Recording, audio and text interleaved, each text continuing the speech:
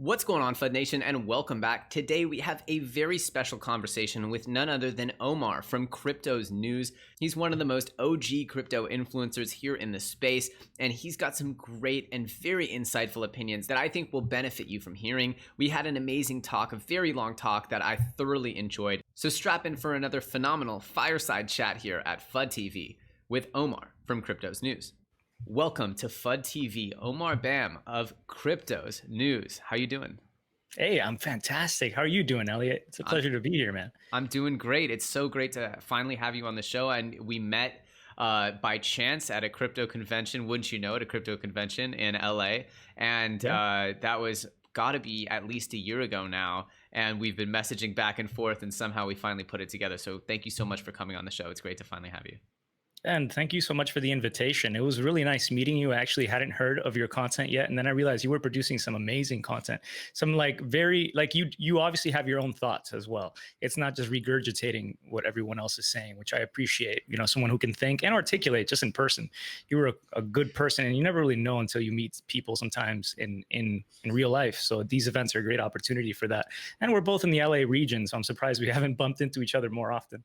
Yeah, I appreciate that. You know, I come from my background. My business partner and I have been, you know, for the last 30 years combined experience, been making stuff, you know, apps, websites, games, and that's what we're sort of our perspective as we come towards this crypto market is from sort of that developer's mindset of is this smoke and mirrors? Is this real? Are these goals like even achievable, or are they actually going to make people, even if they do this, will it matter type thing? And so I come with a little bit of a skeptical mindset, which I think is not such a bad thing here in crypto land. Yeah. It's evident in your channel's name, Fud TV. How did you actually come up with that? Like Fud TV, what was that discussion like? So Fud TV actually was honestly, as I look back, I love it, but I also feel like some people just Fud has just got such a bad connotation that you know, to me it was the first thing we started doing even before content was clothing, because we were already working on a startup, but we just loved crypto. And we were like, wow, there's no lifestyle here, but there is a lifestyle here. And so, you know, we started making apparel. And it was like, you know, we were just doing drop shipping stuff and doing all these cool designs. And we had, you know, pretty much just taking like stuff in the pop culture nexus and like, you know, kind of cryptofying it, you know, taking cool designs from like Gucci and all these other brands and trying to like twist them to make them crypto slightly. And that was good fun. And then we came up with the name Fud Clothing. And I don't know, that was just sort of seemed like Fud, 3 letters, hits hard. And it just sort of seemed like it was unique and different and good, you know, looked good, sounded good. And then when I started realizing the opportunity in the YouTube scene, I was like, wow, like there's really a huge issue with the type of people that were popular on the YouTube scene. I was like, this is crazy that these people are running the content cycle here in this very important industry. And so I was like, wow, this is just such a baby of an industry, and there's really an opportunity for someone. I sort of felt like, wow, like we know so much more about this than most of these people making content because of our backgrounds. And yeah, that was sort of where I started at it with, was just, I can't believe the opportunity in the YouTube scene. And then I wanted to, I guess, marry the clothing brand and my YouTube sort of branding. So I just carried the Fud name. I first called it Fud Studios and then just Fud TV. And yeah, I think there's a part of me that does feel like there are some people who are hesitant to check out the channel because they think the purpose of the channel is to spread FUD, which of course it's not at all. But at the same time, yeah, I still love it. I think it's, you know, a good brand's a good brand, and I think it's become sort of a thing. So yeah, it's super easy to remember Fud TV. It's interesting. It took me like a year and a half before I could finally figure out what that acronym actually meant. I would hear it and forget it. Yep. And then finally it stuck with me. But I always remembered Fud always having, it wasn't as negative, I feel like, of a thing as it has become since 2017. Yeah. I mean, it's something they even use in Wall Street, right? Like FUD. Like it's FUD. But here it's like so serious. It's FUD. Here it's like angry, but in Wall Street it's like that's FUD. It's like the bubonic plague here. It's yeah, and also it's another way where people are sort of dismissing things, right? Where if it's FUD, you don't need to pay attention to it because it's just FUD, right? It's just FUD. It's not real. Yeah. And so it becomes an echo chamber sort of blocker type thing where instead of taking any information in, you can just classify it as FUD. It's fake news. It's sort of like equivocating it to fake news. Yeah. And it's tricky, you know, because we've seen the dangers of the fake news branding and how much it allows people to sort of whatever side of any issue you're on to say, you know, I'm not going to take in that other perspective. And I think that happens almost exclusively in crypto land. Like if you're holding some bags, you're not going to want to hear. You're not going to want to hear something bad. And chances are, if you do, I find that it's not very much so the thing that'll make you sell. Like just because you hear some bad news doesn't make you want to sell. Yeah, absolutely not. I think it's a way to detract people from looking at the perspective. So if you have followers and you label something FUD because you have certain bags, then other people are going to be like, yeah, okay, like they're gonna be more likely to ignore it because someone else called it FUD. It's kind of like it's just like that passing of the consciousness. Instead of letting people think for themselves, it's like I'm going to brand this so that it just becomes a thing. It just becomes a thing that people want to avoid. And yeah, it is problematic. And that's one of the main things that's bothered me. It's the fact that there is this bag holding these huge bags and those who don't want to see certain perspectives shared.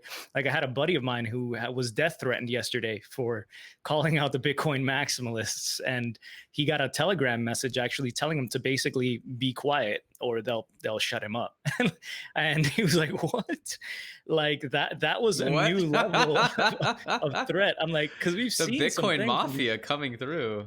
Yeah, they are existent. It seems. There's actually a list I saw as well on ETH Finance, the new subreddit, where one of the individuals asked, hey, "Is there a list somewhere of these maximalists or maybe these bot accounts who are upvoting and downvoting stuff?" And there actually was a spreadsheet that was shared that had a list of the accounts, and you can go through their thread histories. And what was interesting is that a lot of them got Reddit Gold, so they were all premium accounts that came out of nowhere all of a sudden with these kind of very negative things against anything that wasn't pure Bitcoin.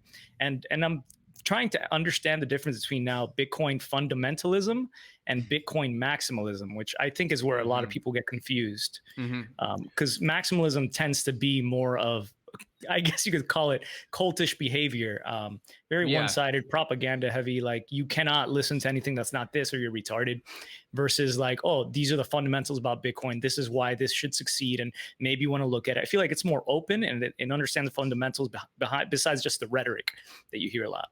Yeah, I think everything you're saying is very valid, and there is a problem with just tribalism, right? We hear that all the time, but that is just it's an issue.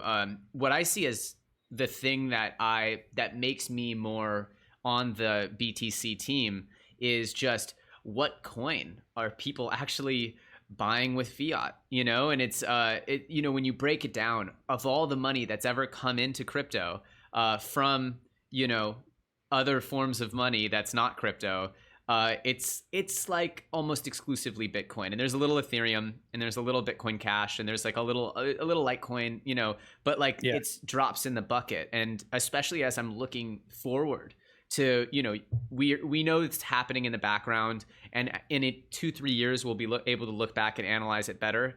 But we know that the big banks are all coming in right now. They're dipping their toes, the big investment firms and the pension funds and all of these big, trillions of dollars are now starting to sort of try to get exposed to crypto. And they're only going to buy one coin. They're only going to buy Bitcoin, I believe. And so just from right now, as a fan of cryptocurrency, as a fan of blockchain, I love tons of coins. I'll cover tons of coins. As an investor, though, or as someone who I feel like whenever I talk about investing, I always get comments, just bought it. And we could say not financial advice, but clearly people are taking what we're saying very seriously. So, my feeling is, of course, there are going to be coins that pump harder. Bitcoin Cash might pump harder than Bitcoin. All these things might happen. However, I'm confident that in 10 years' time, Bitcoin will be around and it'll be worth more than it is today. And that 10 years after that, it'll be around and it'll be more than it was worth 10 years before. And that's so as a content creator, you kind of feel like if you are going to be recommending anything at all, it's probably the safest place to be. And I think you have a point there, by the way.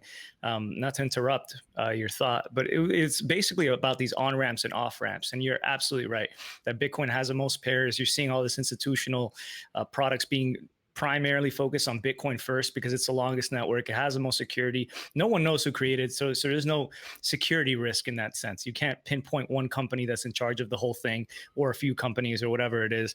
And it is important to think about those inflows of money, because a lot of people got started with BitConnect, for example, and if a lot of people are able to get their capital into the crypto market cap somehow, and they do it via a route like BitConnect, then when you encounter these individuals, you're going to think that cryptocurrency is a scam. But that's, well, BitConnect only accepted Bitcoin, Yeah. So they had to start actually with Bitcoin before they even got to BitConnect. So yeah, I mean, I agree with you. People love an easy dollar, and that was certainly something that's going to continue to overhang the crypto. I don't see scams going away. As soon as this bull run kicked off, we heard about a bunch more. People love their scams too. There's those who lost money on BitConnect, but they still recall those glory days and they remember those feelings after some of the negative ones passed. They're like, I can't wait for BitConnect 2.0. I don't know if you had heard about that announcement. It turned out to be just a fluke. But I still hear people. Yeah, they want another BitConnect. They want to get into that opportunity first. Like, people like Ponzi as long as they can make money in them. But the problem there is that they're not thinking the bigger picture. They're not really focusing on, other people. I think that's one of the main problems, I think, with crypto. And arguably, like, I had a tweet last night where I was trying to say this thought, which is that just because game theory is an element of Bitcoin, which is, you understand incentives and what drives that. It's almost like capitalism, which is a bigger, it's I guess a bigger way of looking at of game theory. But just because it's game theory and you want to succeed at all costs and win your profit doesn't mean you have to be a complete asshole to other people. And it doesn't give you the right to just be a nasty human being. Agreed. And that's the main problem I have with tribalism, because that's fine to have a community and to root for your coin and all that, but to do that at the behest of other people who might have done their own diligence into a project beyond what you did, or you saw something that labeled it as FUD and you didn't even bother. Maybe they're seeing something there that you don't, and it could be an opportunity for, like you said, Bitcoin Cash to pump harder than Bitcoin. And as an investor, there are people who are out there thinking about this stuff, and they may not even be the most vocal ones. Yeah, I think you're absolutely right. And at least for me, I'm such a, because of the scars I have from just building and launching products, it's a brutal journey. Building things, the amount of capital you need, the amount of resources, the amount of expertise, the diversity of skill sets you need to do these things. It's a lot, and the amount of time that you spend investing emotionally and mentally, economically into projects. I believe in what is, and I am a big pragmatist, and I am a big fan of what it is. And so even people who have said negative things to me or whatever, I don't actually care that much. Like, I'm happy if they make a good video, I'll support it. If they say something great, I'll support it. If they're right about something, I'll support them. I'm a really big fan of just what it is. And I think right now in crypto, I'm being so pragmatic, I realize how small this movement is still, how few content creators there are, how few people there are in this whole industry and space. And, even the fanboys and the buzz and all of the moon boys and the bag holders, that community has dwindled, and people have sold and left and become disgruntled, and it's way smaller than when those glory days of the BitConnect days. That was huge. There's so many people involved.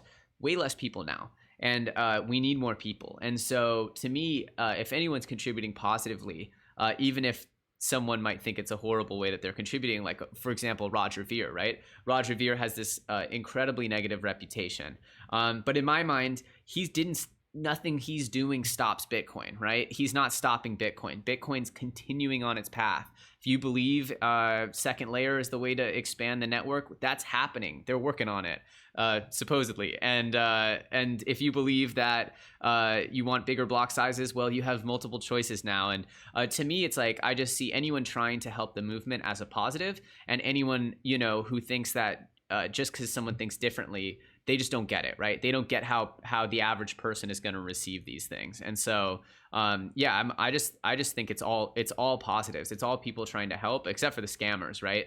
It's all people trying to help, and some And the people, central banks. and the central banks, yeah.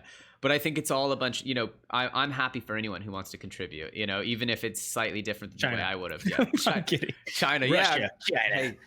Hey, I just had a call with Neo 2 days ago, and their new head of global development, and I had written Neo off because of just the lack of news, the lack of innovation, the lack of all these things. And you know what? I was pretty interested in what they had to say. I think they might have something. They have some interesting plans. Do I think it's going to be successful? Am I buying Neo? No, but I'm hopeful that they're able to contribute. So Yeah, and it kind of changed the way you were thinking about them recently. Now they're kind of on your radar, so you might get a position if you see that maybe what you heard is going to come to light.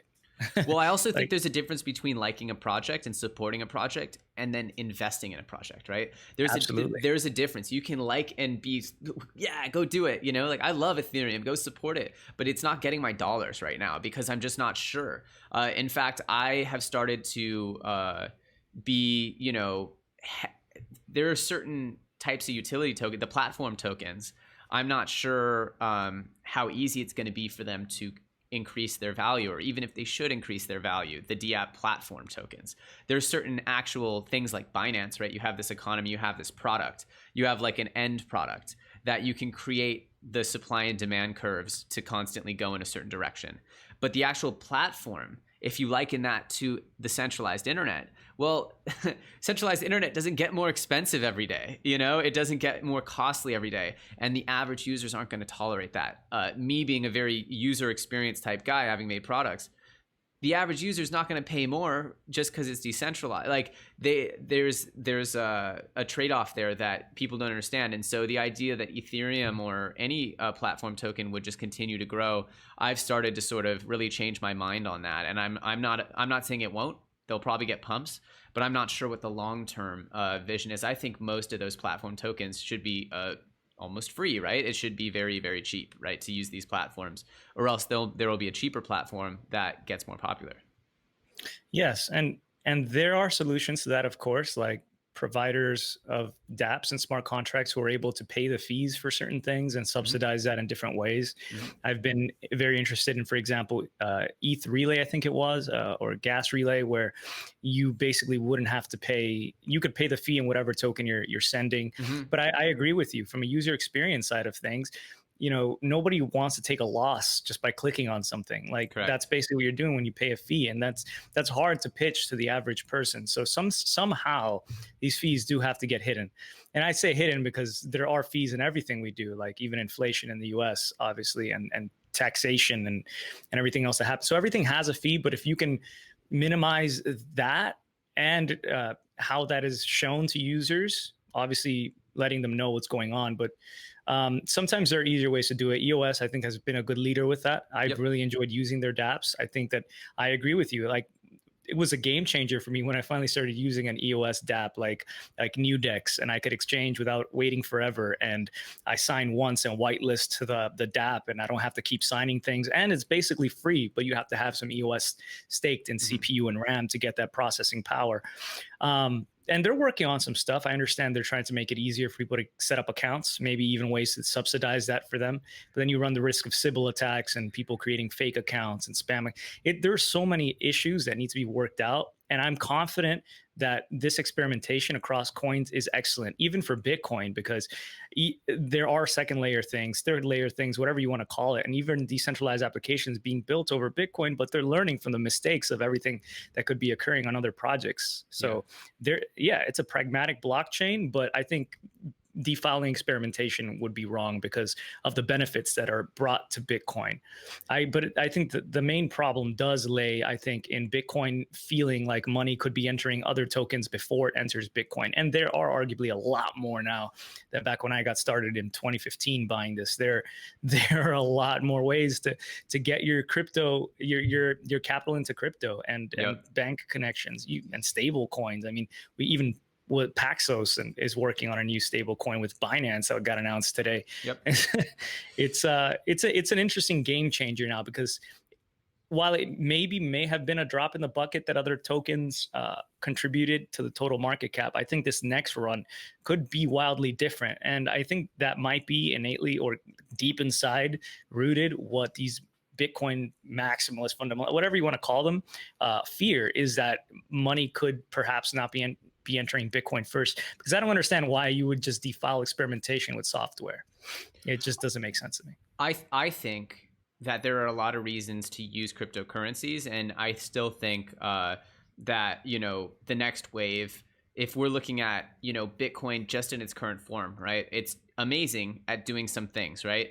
Storing value, transferring internationally. Okay, yeah, it takes an hour maybe sometimes till you get it, or 10 minutes to an hour, but that's still faster than a wire by a long time. And so it's like it's still doing all the things that it's supposed to do. It's still keeping the value, safe and sound. And I think that if it were to just be decentralized gold, then it has a chance of really eating away at that gold market cap just in its current form. Absolutely. I think it already is. It already is doing that, no doubt. Yeah. It almost caught up to gold in the last bull market. I mean, it got to almost a $1 trillion market cap. Gold's arguably is around 7.2 trillion. But so to me, weren't we at 800 as a total market? Oh yeah, fair enough. As a total market, as a total market, we were, I mean, getting on track with gold, and you see that the dominance does rise for Bitcoin, so it does eventually take back that market cap. It's a difficult thing to figure out because obviously money gets siphoned out during a bear market. Yeah. It gets scared, but the track to get on par with gold, it doesn't seem that pie in the sky to me anymore. Not at all. After that. Not at all. I think that's, I think beyond that, right, the $1 million, the $4 million price points, we'd have to start eating away at fiat currencies and other types of value storage. Not to say that there won't be a huge bubble and people just go ahead and bid this thing up. I think there's definitely the chance that this thing could hit 1 million and then come right back down to a 200,000, or something like that, and break a lot of people's hearts in the process. But yeah, absolutely. Again, a double wreckage from those who recently experienced this bear market. And I think cryptocurrency is actually great for gold, where you have different projects like Digix out there who are creating gold-backed tokens. And the Paxos one today was a gold-backed token. Yep. So it's actually demanding gold and giving it new functionality, making it easier and to move it, quicker to move it. But cheaper. But doesn't tokenizing gold, which essentially the biggest problem with gold, right, is the scarcity is unknown. I think that's the biggest difference, right? If I were to boil it down, you don't know how scarce gold is. And so that's where I would say if we knew how many gold bars there were in the world, how many ounces of gold, we could value each ounce a little bit more precisely. And so that's sort of where I'm just sort of like, okay, even though you're tokenizing gold, does it take away from the overall understanding of scarce assets, right? And that's where I sort of, even though I read the same thing today about I swear I've heard this a bunch of times, but another digitized gold, another cryptified gold, tokenized gold. I thought the same thing, which is it doesn't solve the underlying issue of scarcity. Or custodianship, right? And cutting out the middleman. You're absolutely right. What's beautiful about Bitcoin is that we can see how much is minted already. We can actually, and we're past 18 million printed already. That's it out of 21 total. I mean, gold continues to be mined. So, and we don't know the exact amount. Some say it's manipulated the price by the COMEX market, naked shorting that goes on, which you don't even have to hold the product itself. And you might not pay it back if in the event of getting liquidated in these kinds of leverage situations. But you could basically push the price down with these paper contracts. And who knows if the gold is actually in these vaults. You don't get these audits. And I would say that's one of the biggest problems. Whereas Bitcoin, you actually have custody of it. Even if you're using these gold cryptocurrencies, you don't have custody of the gold. So it's a second layer holding solution. And then that gold is stored in a vault somewhere, might be tokenized, but you're not. Most people can't demand that gold. And I realize it's a big problem. There are all sorts of regulations and all sorts of controls that are easier to pass against these kinds of companies that might be trying to tokenize gold and warehousing it. That's why Digix stopped operating in the US. It was one of the first ICOs that I bought, actually, Digix DAO. Before I realized it wasn't a full DAO, this having to hold it in a vault, someone actually delivering getting the tokens and all of that. There's so much counterparty risk. There's so much third party risk that it just, and regulatory risk now, because we see the siloing, man, that stinks, where before it was a more international space, but now we know that the regulators are looking at every single project. They're at least going to get to them. They're trying to. They're the tax man sending out these letters last month, scaring everybody to death. Right? We know that they're paying attention. Chain analysis, analyzation tools for the blockchain just keep getting better. And in going back to central bank thing I said earlier, they're trying to make it so there's KYC on both sides, which is why they had Mr. Murray go before a Senate committee to talk about how we need to regulate miners in the United States. So they're locking things down into more and more boxes, divide and conquer. I remember Trace Mayer told me that in an interview one time about how to destroy the altcoins. You divide and conquer. You split them up into smaller pieces, and they're much more easy to focus your energy on in destroying in that kind of way. And I would say that they have inflicted a lot more pressure and control in the space than I ever thought they would have in the past. Do you have any thoughts about how that might have influenced the way you think now about the future of Bitcoin, or yourself personally? Yeah, and opportunities. I agree with a lot of the things you said. One of the things that you said earlier, which I didn't respond to at the time, was that the lack of a person to target or an organization to target with Bitcoin is something that's not going to be replicated, right? There's not a single other coin out there that has that property, that has the anonymity, the decentralization, and the organic the organic push from a grassroots movement. I don't see that happening again. I just don't. I don't think it can happen again. And so, it's like replicating a movement, replicating a cultural movement. And so in the end, that's also something that none of the altcoins, Bitcoin can always resist that, because there's no one you can imprison a bunch of Bitcoin holders, but you can't imprison Bitcoin. And so, you could throw Roger Ver in prison, you could throw Jihan Wu in prison, and all of a sudden, what's Bitcoin Cash, and who's pushing the Bitcoin Cash agenda? You could throw Vitalik in prison, and all of a sudden, who's pushing? Obviously there's a big Ethereum. I will attack both of those, or debate both of those, not necessarily, because I agree that there's more centralization in other projects. But if Blockstream got taken down, would that not impact Bitcoin core software development? I mean, arguably not, but also they control the GitHub and the keys to that in a big way.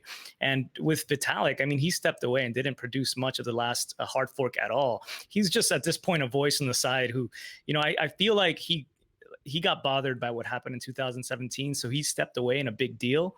And the Ethereum Foundation is not ran by him. It's ran by other people. I think Aya Amaguchi is her name. And they give all sorts of grants to over 7 different huge development implementation teams that all have to work together. And I would say that the Ethereum is the closest to Bitcoin in that sense, because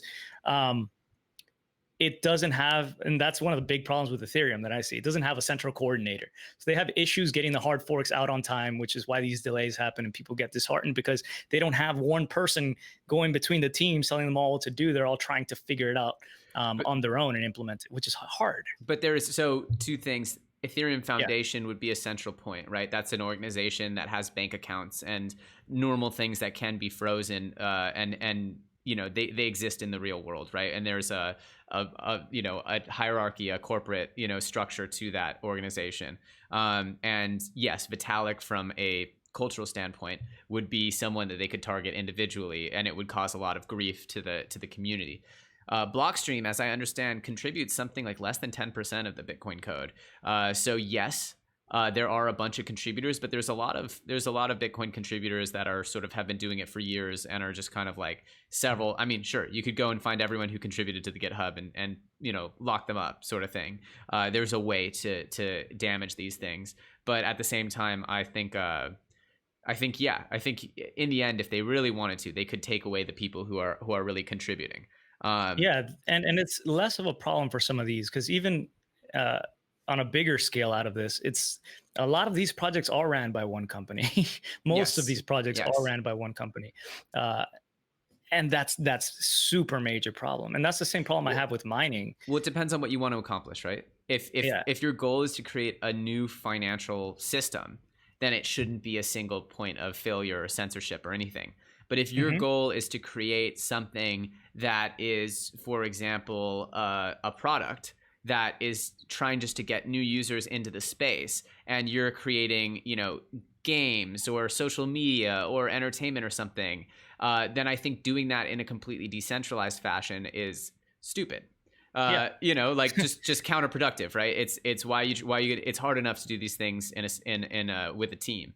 And so, I think that and that's why I try to on my channel talk about the different goals between Bitcoin and these other coins, and why that's okay. And because some Yeah. people see Bitcoin and Cardano as the same thing, and they're just obviously really, really, really different in what they're trying to solve. And then people see a DApp and Cardano as the same thing, and I'm like, okay, I get it. They're both coins. They both have tickers, but they're very different, right? And so I think the differentiation is important, and seeing where centralization is, because centralization is not a decentralization is a good thing in certain senses, but it's not universally something you should slap onto everything. And I think that's sort of especially for newer entrants in the space, people who saw a couple really moving videos about Bitcoin or read a couple articles, they just try to slap it on everything, and they don't realize that it's not hot sauce, right? You can't just put it on everything.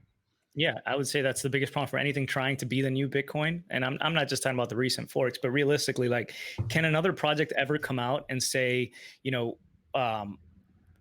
that we are trying to be the world reserve currency? I doubt it, that they would be more successful than Bitcoin by this point. And I think another thing that, Trace Mayer again talks a lot about is network effects and the importance of having all these different things that strengthen the circles of like the walls around Bitcoin, which is, you have that merchant adoption. You still do. You still can pay in Bitcoin. A lot of people, like Germany announced, or you can see on the website, you can play at Burger King in Germany now in Bitcoin. That's one thing. You have institutionalization, which is actually the next major one, many think, for Bitcoin. And that's coming first for Bitcoin. So Bitcoin's walls keep getting taller and thicker around that idea of being the world reserve currency. And I mean, is the dollar trying to be the world reserve currency? Are they doing a good job, even with strengthening their walls? For a very long time. They have been for a very long time, and they have. I would say their walls are crumbling now. Their walls are thinning. I would say that Thinning. It's certainly you could see a turning point, right? You could see turning points, but like the upside down U curve, right? It slows down as you get to the curve, and then it's gonna take a while for these things. The global recession is not going to happen today. The economic collapse is not going to happen today. The US dollar is not going to crumble today. All these things are very, very long things that happen over sort of generations. And so Absolutely. I think that there's such an excitement around Bitcoin, and we have this immediacy of the generation that we're in, of the internet me now generation. But these global phenomenons, these huge transitional moments are going to take time. And so, I think you're right, but I think it's going to be a 5, 10, 20-year process. I agree with you. I think it started interestingly. If you look at the dollar and the holding of bonds in other countries in 2008, where you had all these countries who, for the most part, and financial institutions believed that US dollar was the best thing in the world, that the US was the strongest economy, that we understood how to manage finances and how to run banks and all of that, until it was shown that we had some weak points. And then you saw an increasing sell-off and lack of buying of US bonds from many countries around the world. But this has played out over the last decade. It didn't happen in one day in 2008, not even the financial crisis. So I doubt that the US dollar will just lose that reserve currency. It's got trading pairs all around the world, just like Bitcoin does for exchanges. But it's a slow and gradual transition. Now, the thing is, how strong does this idea of Bitcoin being the world reserve currency, how thick are the walls now? How much do people believe that that's a strong castle versus the thinning walls on the US dollar once we get to that point in 10, 20 years? And I think a lot of it has to do with education, like, us, I would say, are like on YouTube channels, those who talk about this stuff via other ways. But it's important that becomes conscious as well, and that we have good media publications that aren't controlled by the state like you see in China, so that people can get the truth and know that they will have an option in the future rather than buy into whatever central bank digital currency comes out at that point. But I think only now are we entering that point where they fight us. There's that Gandhi quote: first they laugh at us. Yeah. Then what is it? It's first they ignore you, then they laugh you, then they fight you, then you win. But of course that was a false attribution to Gandhi, but it sounds good. So let's go with that. Yeah. It's no one I knows didn't who know said that. it, but it works. It works. Yeah, it still works, and I think Yeah. now we are entering that fighting point because of what's going on with the regulations and the cracking down. They're doing it their own covert ways, so they can introduce their own systems. And this isn't Yep. just like conspiracy stuff anymore, which is what No. it might have been back in the day. We're hearing like leaks about China getting ready to launch this thing, their Sure. ECDC, electronic or EP, electronic payments digital cash, and Venezuela has already done so. So it's not just a joke anymore. No. That this is happening. And If you were a government and your yeah. biggest privilege, your biggest tool is when something goes wrong, what do? We print money. We regulate. And we regulate. And so Yeah. what happens when someone introduces a system that is now looking like it's threatening our ability to print money? I mean, you would not take that laying down. You would not just let that happen and go, well, that was a fun 5,000 years of government, so let's just move on now. There's no way. They're going to fight it. They're going to do everything they can to introduce their own system, and that's not a conspiracy at all. That's common sense. I think whatever they produce, I agree, it's just common sense. I think they're not the biggest problem, I would say, though, at least not overall. I would say it's corporations like Facebook, because they do have a lot of reach. They have insane AI learning, and they have the money to implement these things. They know more about us. Like if you saw this, what was it called? It was a documentary on Netflix where it's about the Cambridge Analytica scandal following Brittany Kaiser around. Yep. So you could probably just Google that and find it. Yeah. And they talked about this company at Cambridge Analytica had 5,000 data points, personality points, basically on every American voter. And they probably know more about what you're going to do tomorrow than you do, which is insane based on patterns of behavior, AI learning. And that will allow them to influence what even financial systems are successful, besides obviously the reach that they have with just advertising. And they are the biggest problem I think governments are realizing, which is why suddenly like all decided to call Facebook to hearings and to get deep into this. But this, I doubt, is the first one. There's going to be many more, and there probably already are many more in the works that are past just the white paper and idea like Facebook was. Who knows if Google and Amazon are already and Apple maybe are working on some already. Why not? They've already delved into payment technology before. I think you know, when I saw Libra, yes, it's scary. It's also pretty fucking impressive what they did.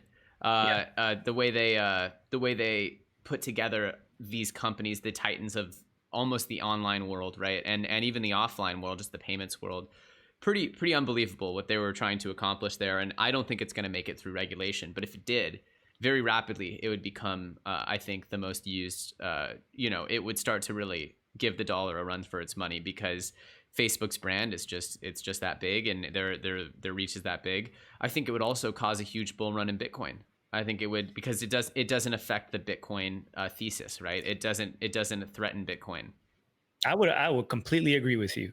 Thinking about that, I mean, they're launching a stable coin, so it's going to be relatively stable. Part of the biggest draw to Bitcoin in a bull run is that you can make money with it. It's just a fact, is that it jumps up in price.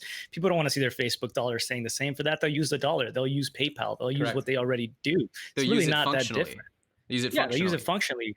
And they don't even have to understand that these nodes are the ones who benefit off of all this, and any transaction fees that might be lower than Visa or MasterCard are charging, or any of that.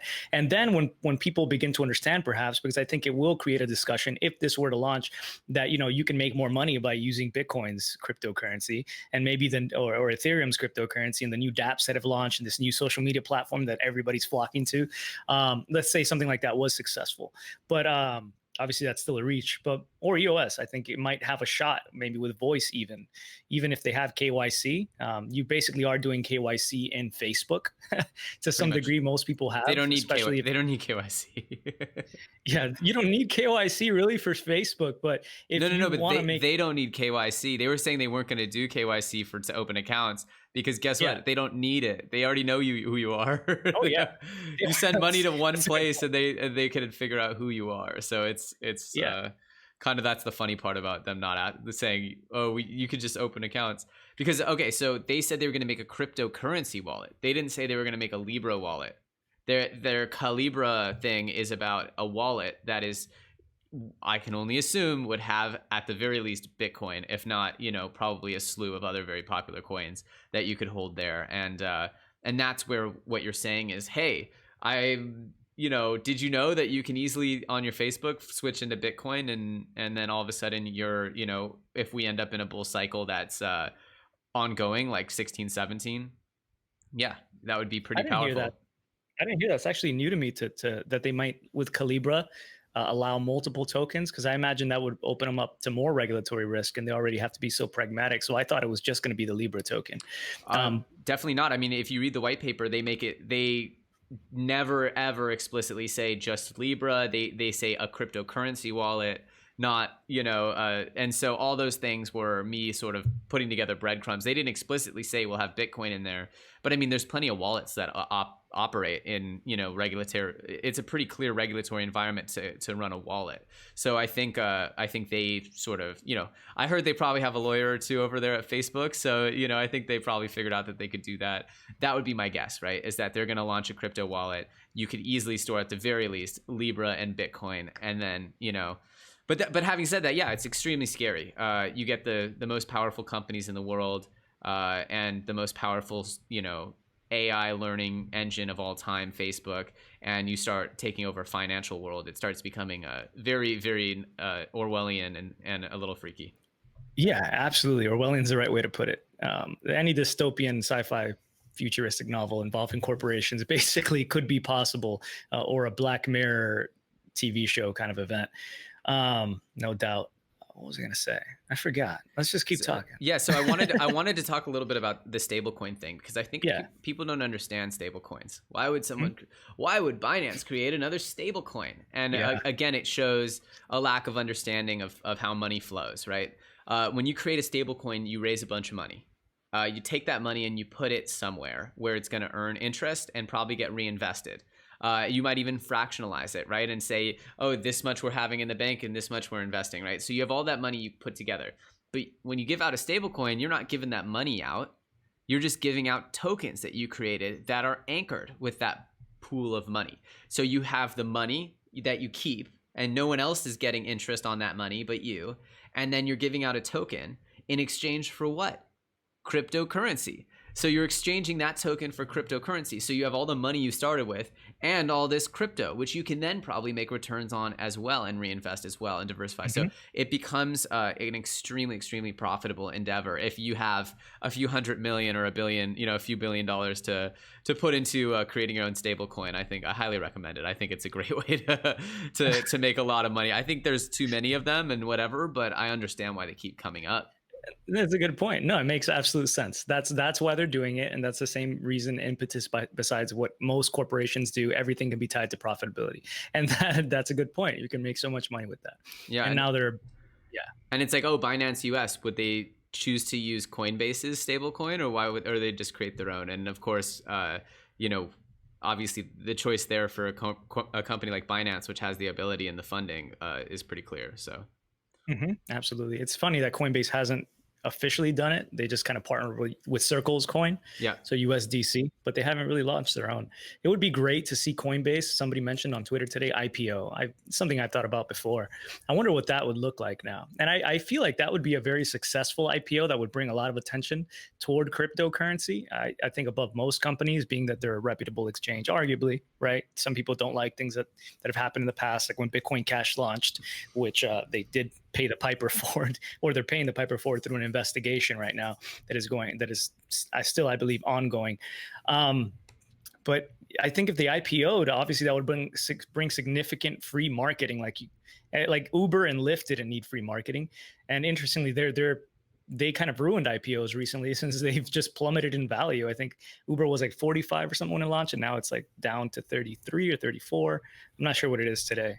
Well, IPOs are dead, and so that's the biggest problem, and why probably Coinbase hasn't done it is because the way that the regulatory environment is set up for investing now is the average investor only gets to get something once it IPOs, and usually now the trend is companies are only going IPO when they're desperate for cash or when they're hitting plateaus that they feel like going public is their last the last hurrah, and it's sad for the average investor, right? And it sort of points out the need for a new system as well, and for the need for smaller investors to be able to access great opportunities because they haven't crossed the magical accredited investor line, which just pretty much means that you're wealthy. And so it is quite sad, and I think you're absolutely right. It would be interesting to see Coinbase IPO, but they probably won't do it, because why the heck would you want to be under that much scrutiny of being a public company if you don't have to? And so unlikely. But there was a company, I forgot what his name was. It was called his name was Simon Dixon. And if you know what his company's called, Bank to the Future. Thank you. And I had him on my channel. I don't know if you've chatted. It sounds like you're familiar with him. And he's been tokenizing securities for things like Coinbase and Ripple. And so they have some shares that you can buy on Bank to the Future. So if you want to do that, that's a little plug for you, Simon. You're welcome. There you go, Simon. Yeah, I haven't talked to Simon personally, but I did read about that. I've followed him for some years now. He was one of the early Bitcoin OGs, you could say. He's definitely an OG. He's been around for a long time. For sure. Someone respectable if you're watching. He's not just a new scammer. No. But yeah, I think it's some pretty interesting things going on. And obviously, altcoins are, I think this is the flush. People talked about how 2018 was the flush, but it wasn't the flush. This is the flush where people are really divesting of altcoins. And I feel like I've heard way more. I myself have divested of a lot of coins that I was holding on to for a very long time, because I was just like, opportunity cost. I wanted to go with the motion of the ocean, and I might be wrong, right? I might have been wrong about selling some of those. But I've definitely been right about some of the buys I've made. And so, in the end, I think we're going to see a big flush now and for the better of the ecosystem. But it's not dead, right? There's going to be these amazing rock star projects that come out. And I think it's important to see the difference between a Bitcoin, which is decentralized, gold, it's censorship resistance, it's freedom of economy and money. And that's okay. And that doesn't have to mean that there can't be these other projects that have different goals and objectives. So I think it's going to be very interesting to see what happens in altcoins over the next sort of 12 to 24 months, because there will be, I think, a new class, if you will, that come in. That's something I was thinking about just yesterday. It's funny that you bring that up. When I really started trading these things, like I held Bitcoin in 2012, but just to buy things, I didn't really understand the value proposition until I really, in 2015, pretty much early 2015, reading about the halving coming next year, investing in various things, finding Bitcoin. And then I remember going to Poloniex exchange and using that back when they had a troll box. And there were continuously emails like, oh, these coins are going to be delisted next week. They used to have a lot of altcoins back then. Altcoins are not something new. There have always been, as long as Bitcoin was created, it inspired plenty of altcoins. It's been going on for the last decade. This isn't something like in 2017 was the only point that, and Ethereum was not the first ICO either. No, Mastercoin, right? Mastercoin. Yeah, which was Brock Pierce. I'm gonna have Brock on the channel very shortly, and this guy has done it all. This guy was literally you literally look at every single whatever room where any big decision was ever made in crypto, and he's in the corner. It's crazy. He's literally. I always find him somewhere. Like I've been to a bunch of events in LA. He's always just showing up, and it's funny because it's called the Brock effect. He shows up, and everybody starts looking at him. Everybody starts looking at him and going like, is that Brock? Is that Brock? How could you not know it's Brock? Well, his brother looks just like him, dude. Oh, gotcha. Everybody did that the last time that I randomly ran into him at some hotel, and they thought it was Brock. And then Brock shows up a little while later. It turns out it was his brother. Some people recognize him. Gotcha. I thought he's got a pretty signature style going. Yeah, he's got a signature style. No doubt. Burning Man. He must be I feel like every time he goes to Burning Man, which just ended, he comes back with a few new pieces to add to his. So he's probably going to look even more interesting now since Burning Man finished 3 days ago. Yeah, bless him. Yeah. And in the end, it's like I personally think, controversial opinion. Get ready to sound the alarms, everybody. I think Tether was great for the ecosystem. I think Tether was necessary.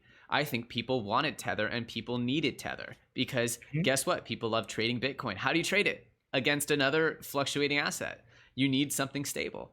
And it's something, even if it has something like 70, 80% instead of 100% of the funds, we know it's got at least 70 or 80% or something like that. As something was released from this Bitfinex whole investigation from the New York Attorney General. So if it has 70% of the money, that's way more than we have in the bank. That's way more than the bank's keeping of your money. So to me, people love to demonize Tether. People love to demonize EOS for the big raise. There's so many things that Brock's been a part of that people like to point the finger at. But in the end, I think he's been possibly of the most influential people in the space, and mostly for the good. Yeah, he had some experience with digital payments before all this was with gaming coins, and he's been understanding finances for many, many years. So the guy's not dumb, and actually, the guy's very, very intelligent. I've listened to him a billion times, and the worst thing you could do is just not listen. Yep. There's this group here in LA called Metal, and he was recommending Ethereum at 25 cents out there, and Bitcoin when it was like $3, because he's a member of that group, and they meet every Saturday. So I'm like, the worst thing you could do is like not listen to him. Yep. At least, even if you want to have it with a skeptical eye and you're just thinking about whatever history you might have heard or Yep. what has been or whatever. But he's got a lot of great insights to give. And yeah, so anyway, going back, I had the same problem, right? I had so many different altcoins because you were talking about selling your altcoins. And for a long time, I battled that. Like, I don't want to sell all these 60, 70 coins that I'm holding in the event that the bull run starts. And this was, I think, June of last year. Yeah. I don't want to do it. And you miss out on your lotto tickets there. You miss out on those lotto tickets that you had placed, but then you begin to realize that if the bear market continues and market caps continue to drop, it's like if you take a $3 million market cap token right now that maybe you had trusted, it had maybe been at 30 million or something back during the bull run. Now it's at 5 million or whatever. Then you have developers that have less money if they're still holding that token and they didn't get into a stable asset. And therefore, development is a major problem because, as we spoke about before, a lot of the development is centralized in most of these companies. So I realized that it wasn't the right thing to just place my bets at that point and just hold them forever, which was what I was gonna do. I think it would be better to eventually reassess and re-scrutinize all the projects if I do want to invest in them again. And that's really what I've been doing over the last few months, just beginning to recall the things that I was understanding, see how they've kept on track during the bear market and how they're carrying themselves now and their future prospects are looking now. I think it's too easy to just, take that hodling mentality, which, does work. I think it works better for Bitcoin probably than many of these other coins over the long term. So it is important to continue to scrutinize your investments, I think. Yeah, hodl is mainly a term about Bitcoin, right? Because it's been proven out for Bitcoin. We're seeing now, does hodl even work for Ethereum? We'll find out, right? And we've seen it work for Litecoin for sure. But everything else is pretty question mark.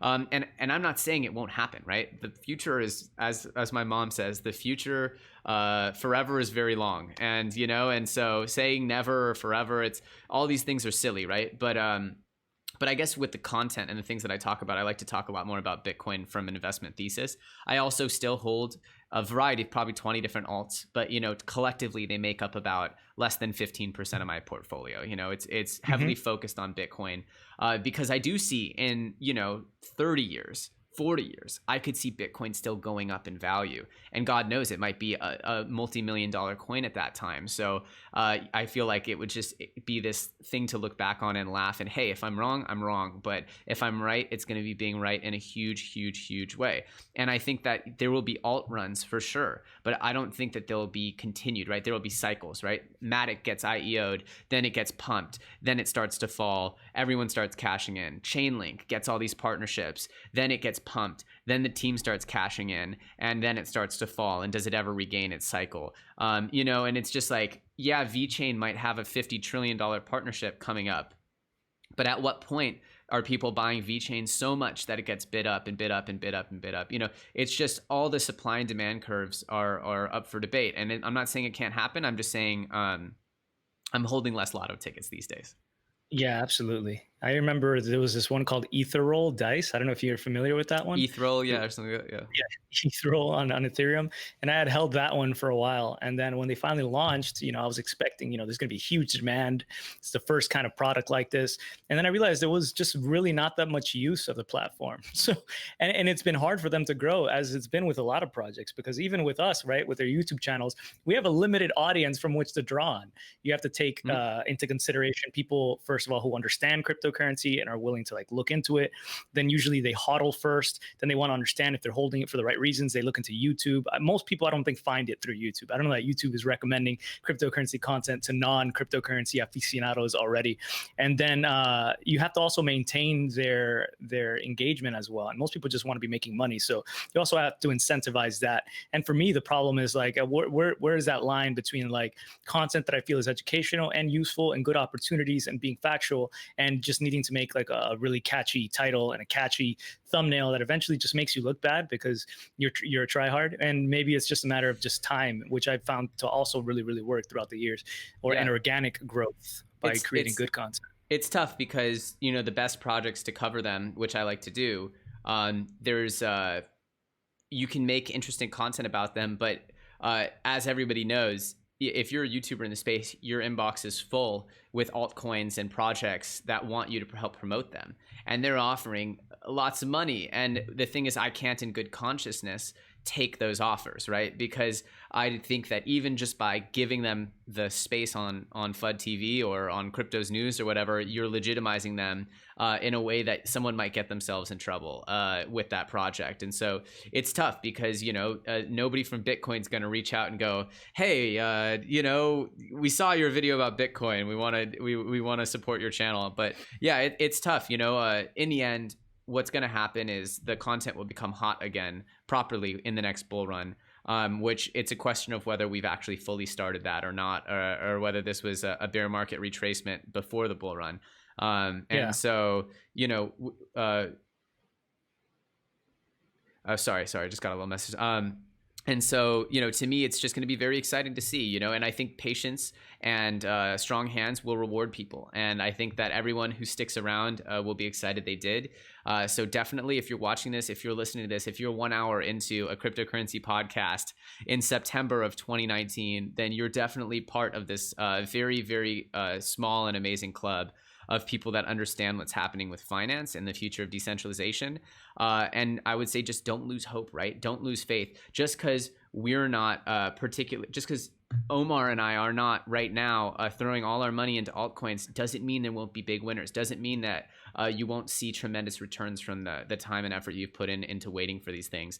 But as you've heard, if you heard this rant by Charles Hoskinson the other day about just how long of a journey this is and how big of a journey this is. I don't know if you saw that video, but Altcoin Daily actually did a video on it, which brought it to my attention.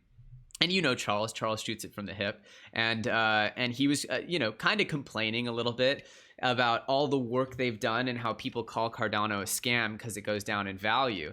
And you know, I think I detest the word scam in crypto, because if you're putting out products, it's a working blockchain, they're doing their best, but maybe it's not matching up to expectations. That's not a scam, right? BitConnect's a scam. You know, it's like you can't just equivocate scam on everything. But at the same time, he's admitting in this speech how difficult the journey is and how big the real challenge is to decentralize the internet as we know it, to decentralize a financial layer of the internet for functional applications and for smart contracts, the future of finance, all these things. And I think that there's so much truth in that. And then it also just shows you, as much as it feels like, oh yeah, Bitcoin and crypto, that was cool a few years ago. Nobody's seen anything yet. And my conversation with Neo, they're looking at the next 6 to 10 years. You know, they're looking at so far down the line. And for our kind of YouTube internet generation, it's hard to grasp that timeline. But hey, if you're holding and you believe, hold and believe, you know, because chances are over the long period of time, you'll probably be right, you know, if you have a good project that you're holding on to. Absolutely. Those are good final words, man, if you want to wrap up there. But I did just want to say one thing. I think one of the things that's been really exciting to me also is to remember that mining is kind of important when it comes to proof of work versus proof of stake, because there's this big argument that proof of stake is centralized. But what does that really mean? So if we break that down, we're talking about those who have a lot of influence, and usually it's monetary influence in the sense that they can buy votes, because blockchains for the most part are a voting machine. Yep. And yeah, so when for example, we look at Bitcoin and Ethereum, they've been mined. I mean, even if Ethereum moves to proof of stake, it'll be less. I would say it's not the same argument for centralization for projects like EOS that raised a lot of money before through funding and VCs and all of this to generate the tokens and then have a proof of stake system or whatever, versus something that minted and issued the tokens where a normal user could just mine those, which is what I originally did with Ethereum. I mined it. I didn't buy most of it.